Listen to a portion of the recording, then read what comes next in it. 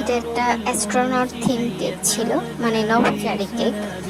তো কাস্টমার চাচ্ছিলেন রিজনেবলের মধ্যেই কিছু যেন করে দিই, যেহেতু ফন্ডেন্টের কাজ এবং পেন্টিংয়ের কেকগুলার একটু বেশি প্রাইস হয়ে থাকে। আমরা জানি যে আর্টিস্টিক কাজগুলা কিন্তু প্রাইস বেশি হয়, আর ফন্ডেন্টের মধ্যে যেহেতু এক্সট্রা ফন্ডেন্টের একটা খরচ থাকে, আবার ওগুলা দিয়ে টপারগুলা বানানোর একটা খরচ থাকে। তো এই জন্য ওইটারও একটা প্রাইস। আবার ক্রিম দিয়ে করলে পেন্টিং কেক, আর্ট কেক যাই বলেন, ওখানেও কিন্তু বিভিন্ন টেকনিক্স আছে, বিভিন্ন কালারের ব্যবহার আছে।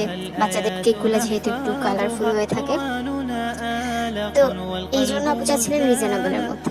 তো আমি সাজেস্ট করলাম এরকম প্রিন্টের যে টপারগুলো আছে ওগুলো ইউজ করলে কিন্তু আপনার খরচ অনেকটাই কমে যায়, বাচ্চাও খুশি থাকে।